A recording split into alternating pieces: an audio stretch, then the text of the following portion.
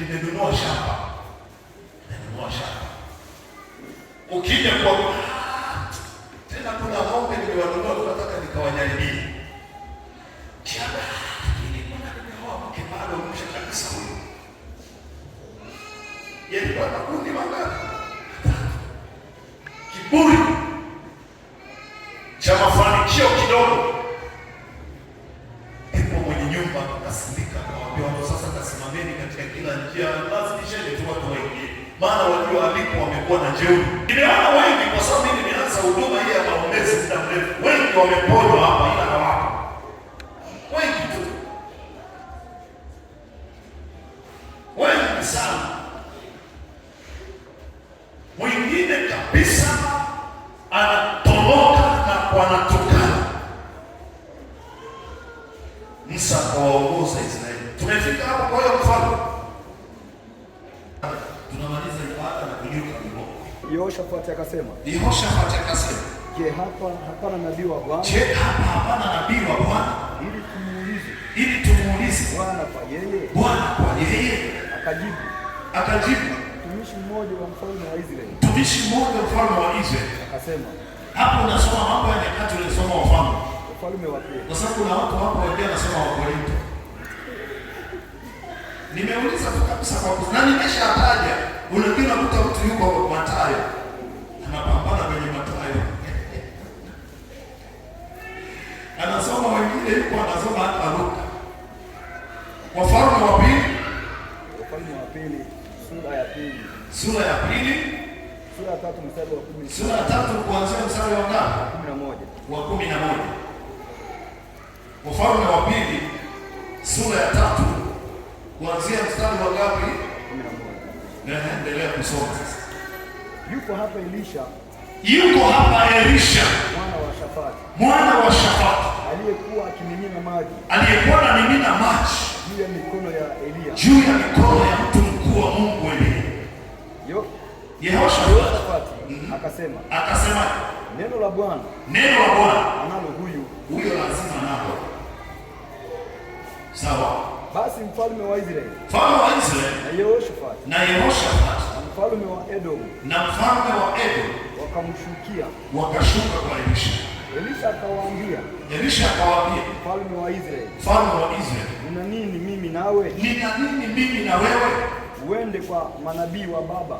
Nenda kwa manabii wa baba yako. Waganga sasa, maana waganga ndio manabii wa baba zako. Ndio yule lakini tuweti yuko na manabii wao sasa. Hawa pamani na wana manabii wao. Ndio wao wanasababisha hata tukuku tudogo tupande bei. Zile hata kama wewe unataka kuanza ufugaji wa kuku wa kienyeji, ukienda tutakutana tudogo. Tunapenda kwa sababu ya hao washenzi. Wanajua tu natafuta kakwenda kumanila mwanya. Uende kwa manabii wa nani? Wa babayo. Na manabii wa kuta mama na mganga wake na baba na mganga wake. Hiyo familia sielewi. Mfalme wa Israeli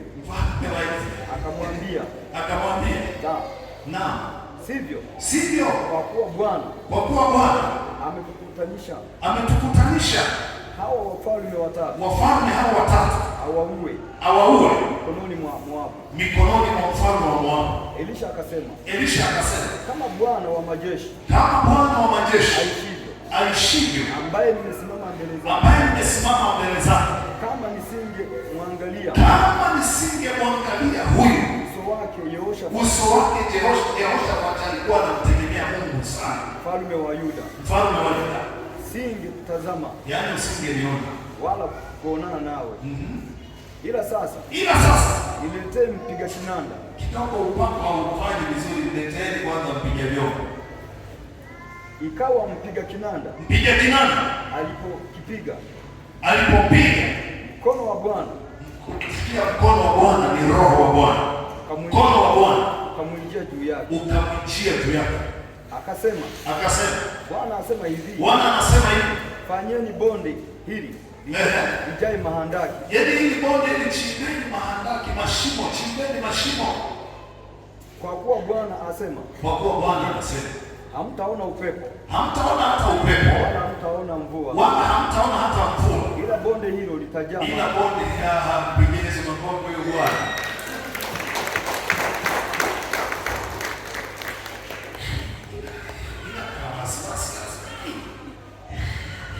Fanye ng'ombe kwa sababu na majeshi, kwa sababu umeungana watatu. Bwana Yesu asifiwe. Mwisho wenu lazima uwe mbovu. Kwenda mnaweza mkaenda, ila hamtafika mlipotakiwa kufika. Kwenda naenda tena, mnaimba tena, mnafanya mwekeni ndani mpaka nitakaporudi kwa ushindi. Sema labda Mungu hajasema kwa mimi.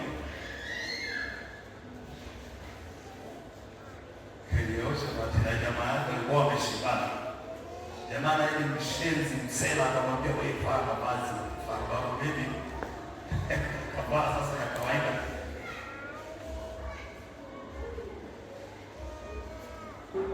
Nataka unisikilize. Huwezi kwenda, huwezi kufika unapotakiwa peke yako. Lazima awepo mtu anayekupeleka. Kama unielewi, tutakuona utakapoishia. Kama uelewi, tutaona ndoa yako itakapoishia. Kama uelewi unajifanya kichwa maji, tutaona mahali unaishia. Kwa sababu ndio kanuni ya Mungu hiyo. Utapama tu. Yeye utatumia ulichonacho kitafika mwisho. Utajaribu kutumia maombi hayo utapiga majeshi hayapigiki. Utajaribu kufunga hakuna hata sauti. Utajaribu kufanya kile unachofanya. Kwa sababu wewe sio wa kwanza. Wapo walioweza kufanya na wakaishia mahali tunajua.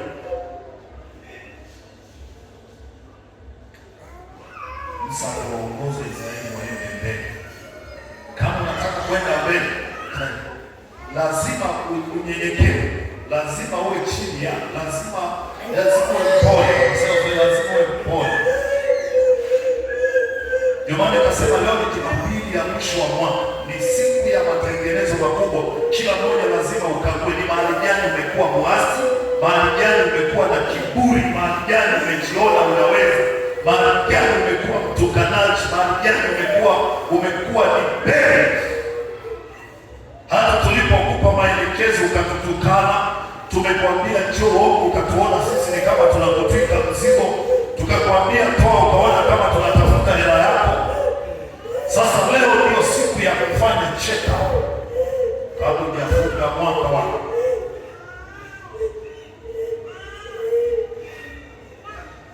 Mahali gani umeiba, Mungu amekusaidia umepata hela, lakini katika swala la kutoa kuna vitu unajua umefanya